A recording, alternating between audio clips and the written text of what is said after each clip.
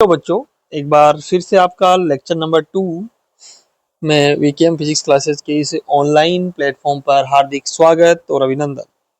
तो आज का हमारा जो टॉपिक रहने वाला है वो hertz, हॉलवर्थ and Lennard observation.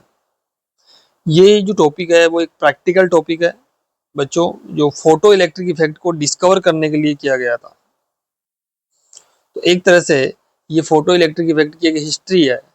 Okay, है ना। कई बार क्वेश्चन यहाँ से एग्जाम में आ ही जाता है कि किसने डिस्कवरी की, ये 1 मार्क्स में क्वेश्चन पूछ लिया जाता है। ओके, तो बने रहिएगा लेक्चर में। चलिए अपन देखते हैं एक एक ऑब्जर्वेशन को। तो लास्ट क्लास में बच्चों हमने फोटो इमिशन तक कंप्लीट कर लिया था। आज हमारा टॉपिक है फोटो इलेक्ट्रिक इफेक्ट।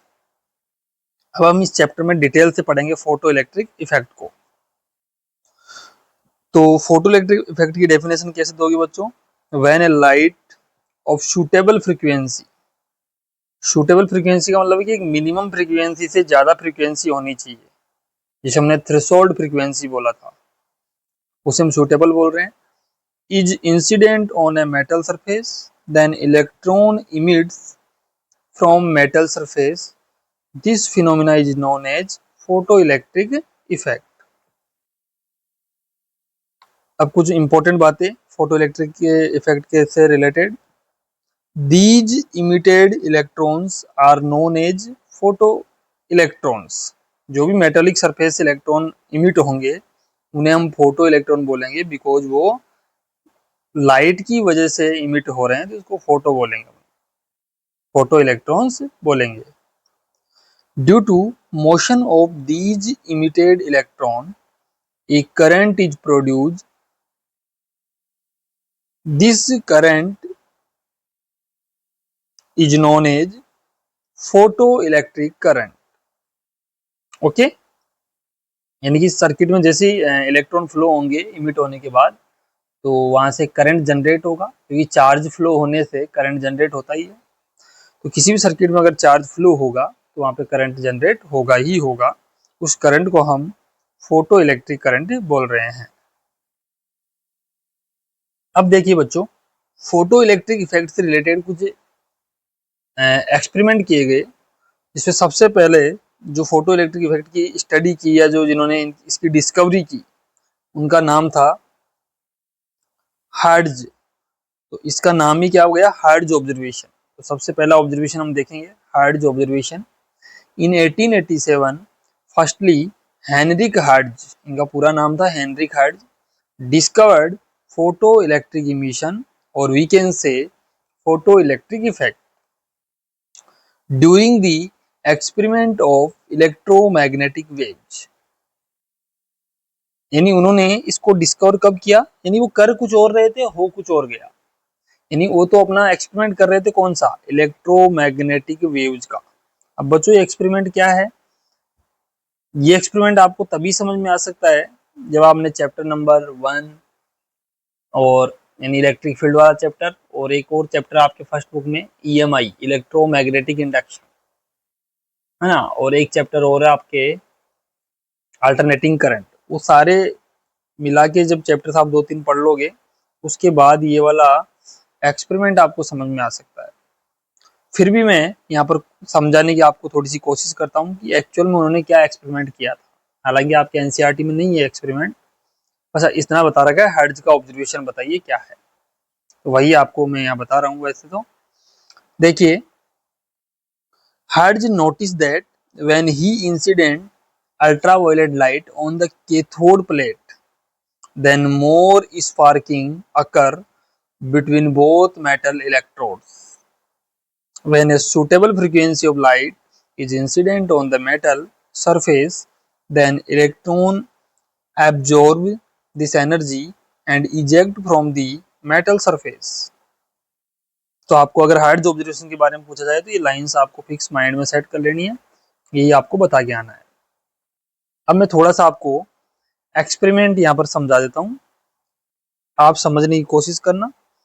अगर फिर भी नहीं आता है तो आप जैसे ही फर्स्ट बुक पढ़ेंगे बच्चों, तो आपको ये चीजें समझ में आ जाएंगी, है ना। थोड़ा सा कई बार क्या है कि हमारा फर्स्ट बुक का थोड़ा सा यहाँ पर रिलेट करता है, ज्यादा तो नहीं है, कुछ बातें आती हैं, वो मैं आपको बताता चल रहा हूँ। देखिए हर्ट्ज ने क्या किया बच्चों, इन्होंने एक हाई वोल्टेज सोर्स लिया। कौन सा सोर्स? अल्टरनेटिंग करंट का एसी वोल्टेज लिया, और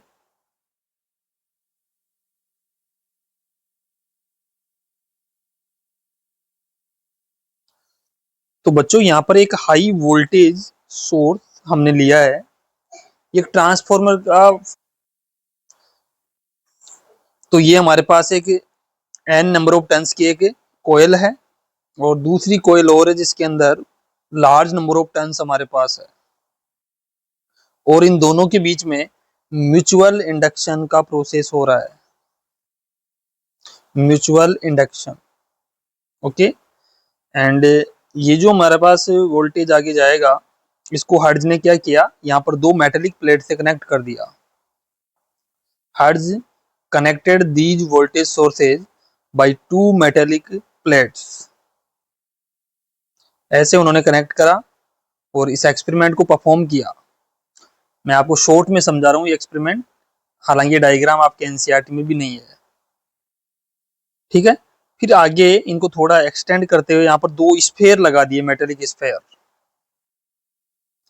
मेटेलिक स्फेयर इसलिए लगाए बच्चों क्योंकि एक फ्लैट सरफेस के कंपेयर में एक स्फेरिकल सरफेस पे चार्ज ज्यादा एक्यूमुलेट होता है, क्योंकि जैसे यहाँ से वोल्टेज वी दोगे ना आप, तो यहाँ से वोल्टेज जाएगा, यहाँ से पॉजिटिव, इधर से नेगेटिव। मान लीजिए इस प्लेट पे जा रहा है पॉजिटिव चार्ज, इस पे हो गया पॉजिटिव, और इस पे जा रहा है नेगेटिव चार्ज। तो इस वाले स्फेयर पे क्या आएगा? पॉजिटिव, बहुत सारा पॉजिटिव चार्ज आ जाएगा, और यहाँ पे नेगेटिव आ जाएगा। तो पॉजिटिव और नेगेटिव जो पास पास आएंगे, तो यहाँ का जो आप देखोगे, यहाँ का जो एनवायरनमेंट है, ये आसपास का इन दोनों स्फेयर के बीच का, यहाँ की जो एयर के मॉलिक्यूल्स है वो आयनाइज हो जाएंगे बच्चों, और यहाँ एक स्पार्किंग होगी। क्या होगी?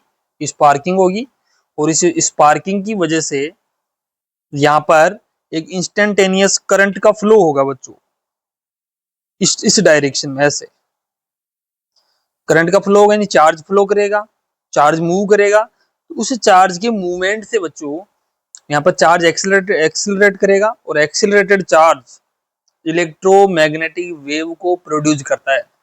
ऐसा हर्ट्ज ने पाया कि जैसे उन्होंने यहाँ पर एक ऐसी रिंग ली, और उस रिंग के भी दोनों एंड के ऊपर दो स्फेयर लगा दिए उन्होंने, और जैसे ही यहाँ से बच्चों, अब मैं कई टर्म्स ऐसे यूज कर रहा हूँ जो आपने पढ़ी नहीं है अभी तक।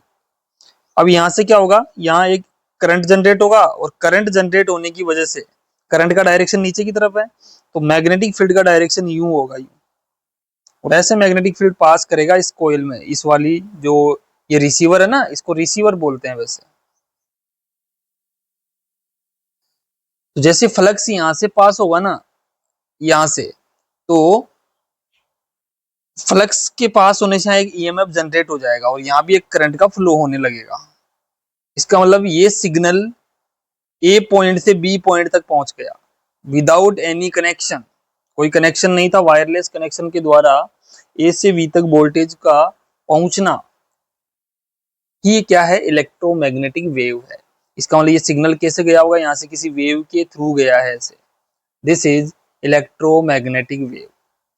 तो हर्ट्ज ने एक्सपेरिमेंट किया, तो वो कर क्या रहे थे? इलेक्ट्रोमैग्नेटिक वेव के प्रोडक्शन का एक्सपेरिमेंट कर रहे थे, और इसी एक्सपेरिमेंट के थ्रू उनको ये पता लगा कि मेटेलिक सरफेस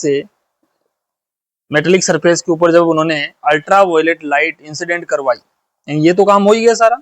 उन्होंने अब क्या किया, मान ली ये नेगेटिव जो प्लेट है, इस पे उन्होंने क्या किया, अल्ट्रा वायलेट प्रकाश डाला, अल्ट्रा वायलेट लाइट यहाँ पर इंसिडेंट करवाई। यूवी लाइट लिख देता हूं मैं, एक सूटेबल फ्रीक्वेंसी से ज्यादा होनी चाहिए, एक सूटेबल फ्रीक्वेंसी की लाइट यहाँ पर इंसिडेंट करवाई। तो उन्होंने देखा कि इलेक्ट्रॉन यहाँ से इमिट होने लगे, नेगेटिव आयन से इमिट हो गए, और इन इलेक्ट्रॉन्स की जो हमारे पास क्या हुई, यहाँ पर मोर इलेक्ट्रॉन हो गए, तो अब क्या होगा, सर्किट में ज्यादा फ्लो होंगे, इलेक्ट्रॉन ज्यादा फ्लो होंगे, और जब इलेक्ट्रॉन ज्यादा फ्लो होंगे तो यहाँ स्पार्किंग बहुत तेज होगा। यानी ये स्पार्किंग क्या हुआ बच्चों, पहले से ज्यादा हुआ, मोर स्पार्क, या स्पार्किंग की जो हम कहें कि एक चमक, यहाँ पर एक ब्राइटनेस, बहुत तेज ब्राइटनेस यहाँ पर दिखी है हमारे को। तो हर्ट्ज ने देखा कि यार ये ब्राइटनेस कैसे बढ़ी, यहाँ पर स्पार्किंग कैसे बढ़ गई। तो यहाँ से उन्होंने ये कंक्लूजन निकाला कि जैसे ही मेटेलिक सरफेस पे यूवी लाइट डाली हमने तो वहां से इलेक्ट्रॉन इमिट हुए हैं। इट मींस मेटेलिक सरफेस से इलेक्ट्रॉन निकले हैं, और इसी फिनोमिना को उन्होंने फोटो इलेक्ट्रिक इफेक्ट नाम दिया बच्चों। ठीक है, तो एक छोटा सा एक्सपेरिमेंट था जो मैंने आपको समझाने की ट्राई की है। आई होप आपको थोड़ा समझ में आया होगा। बाकी फिर भी नहीं है तो कोई दिक्कत नहीं, आपको बनाना नहीं है एग्जाम में, मैं इसको यहाँ से डिलीट कर देता हूँ, बस आपको ये थ्योरी लिख के आनी है। ओके, तो हर्ट्ज ऑब्जर्वेशन वो फर्स्ट ऑब्जर्वेशन था जिसकी हेल्प से हमने फोटो इलेक्ट्रिक इफेक्ट का डिस्कवरी किया, यानी हर्ट्ज ने ऐसा काम किया हमारे लिए। ओके, तो चलते हैं नेक्स्ट एक्सपेरिमेंट की तरफ। नेक्स्ट ऑब्जर्वेशन हमारा हॉलवॉज एंड लेनार्ड ऑब्जर्वेशन। फिर हर्ट्ज वहीं पर रुक गए थे, उसके बाद दो साइंटिस्ट और आए, हॉलवॉज एंड लेनार्ड। दोनों ने क्या किया, एक एक्सपेरिमेंट किया, और उससे क्या ऑब्जर्वेशंस निकले वो मैं आपको समझा देता हूँ। एक्चुअली हॉलवॉज एंड लेनार्ड ने एक वैक्यूम ट्यूब ली। कैसी ट्यूब ली, इवाक्यूटेड, इसको वैक्यूम ट्यूब बोल सकते हैं आप, वैक्यूम ट्यूब। आप लिखना चाहते हैं लिख देना वैक्यूम ट्यूब या इवाक्यूटेड ट्यूब, मैं लिख देता हूं पूरा ही, इवाक्यूटेड ग्लास ट्यूब।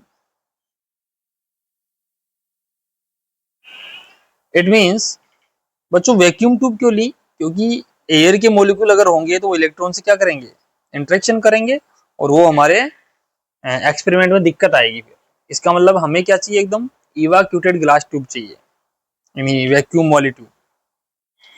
तो होलोज एंड लेनार्ड ने जब यूवी लाइट इसके ऊपर इंसिडेंट करवाई तो वही हुआ, ये हमारी कैथोड प्लेट, ये हमारी एनोड प्लेट। इसे हमने कैथोड प्लेट बोला है और इसको एनोड। तो जब कैथोड प्लेट के ऊपर उन्होंने यूवी लाइट डाली तो इलेक्ट्रॉन का इमिशन हुआ, और इलेक्ट्रॉन का इमिशन हुआ तो इमिटेड इलेक्ट्रॉन किधर जाएंगे, एनोड की तरफ जाएंगे, एनोड की तरफ मूव करेंगे सारे इलेक्ट्रॉन। तो इस प्रकार से सर्किट में इलेक्ट्रॉन का फ्लो हुआ और सर्किट कंप्लीट हुआ और करंट का फ्लो होने लगा, और इसी करंट को हम फोटो इलेक्ट्रिक इफेक्ट बोलते हैं बच्चों। ठीक है, क्योंकि जब तक इलेक्ट्रॉन नहीं इमिट होंगे तो सर्किट कंप्लीट नहीं होगा। सर्किट तो यहाँ ब्रेक हो रखा था ना पहले ऐसे, तो इलेक्ट्रॉन्स ने क्या किया, इस सर्किट को कंप्लीट कर दिया कैथोड और एनोड के बीच में। तो ये था होलोज और लेनार्ड का ऑब्जर्वेशन। इसकी क्या थ्योरी है वो देख लीजिए।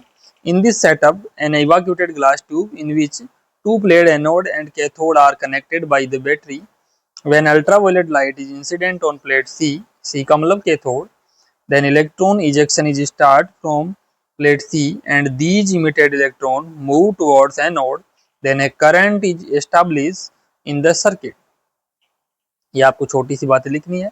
If ultraviolet light is incident on plate A rather than plate C, then there is no current flow in circuit. यानी कि अगर आप यूवी लाइट को कैथोड के बजाय एनोड पे इंसिडेंट कराते हो तो इलेक्ट्रॉन का इमिशन नहीं होता है। ऐसा एक्सपेरिमेंटली देखा गया, जब इलेक्ट्रॉन का इमिशन नहीं होगा तो कोई करंट फ्लो नहीं होगा, ऐसा यहाँ पर बताया गया है। Hollows notice that in his observation that, अब होलोज ने अपना खुद का एक्सपेरिमेंट किया अलग से, when UV light is incident on some metals like zinc, potassium, sodium, then electrons are emitted from these metals. यानी उन्होंने क्या किया, कुछ मेटल्स को लिया और उनके ऊपर यूवी लाइट इंसिडेंट करवाई एक पर्टिकुलर फ्रीक्वेंसी के ऊपर, देन उन्होंने पाया कि वहां से इलेक्ट्रॉन का इजेक्शन हो रहा है, इमिटेड इलेक्ट्रॉन इमिट्स हो रहे हैं। ठीक है, तो वहां से उनको फोटो इलेक्ट्रिक इफेक्ट का फिनोमिना देखने को मिला। अब होलोज ने अपना एक अलग एक्सपेरिमेंट और किया, उससे क्या ऑब्जर्वेशन निकाले। Hollows also notice that when he connected the electroscope. अभी इलेक्ट्रोस्कोप क्या है बच्चों, ये चैप्टर नंबर 1 में पढ़ेंगे। इलेक्ट्रोस्कोप होता है जो हमें चार्ज की प्रेजेंस को बताता है कि किसी मेटल पे या किसी बॉडी पे चार्ज है या नहीं, उसकी प्रेजेंस को कौन बताता है, इलेक्ट्रोस्कोप। तो उन्होंने क्या किया, connected the electroscope from zinc plate and incident, यहां पर इसको कंप्लीट करो, incident UV light on this plate. यानी उन्होंने क्या किया, डायग्राम से देखो आप, ये हमारे पास एक जिंक प्लेट थी, जिंक प्लेट के ऊपर यूवी लाइट डाली उन्होंने और इसी जिंक प्लेट को एक इलेक्ट्रोस्कोप से कनेक्ट कर दिया। इस इलेक्ट्रोस्कोप का काम इतना सा है बच्चों कि ये चेक करेगा कि जिंक प्लेट पे कोई चार्ज है या नहीं, बस। तो अब देखो, if zinc plate is taken negative, अगर आपने जिंक प्लेट को नेगेटिव लिया है बच्चों, देन इट विल न्यूट्रल, ऐसा पाया गया।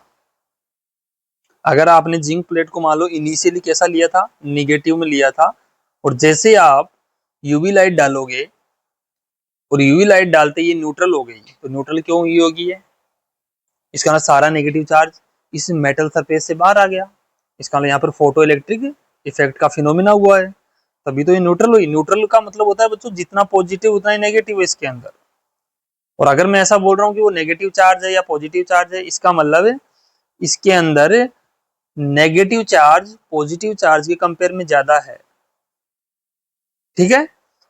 तो जैसे यूवी लाइट डालोगे तो जो एक्स्ट्रा नेगेटिव चार्ज था वो इस मेटल सरफेस से बाहर आ गया, इसका मतलब ये जिंक प्लेट न्यूट्रल हो गई, इसका मतलब फोटो इलेक्ट्रिक इफेक्ट का फिनोमिना यहाँ पर हुआ है।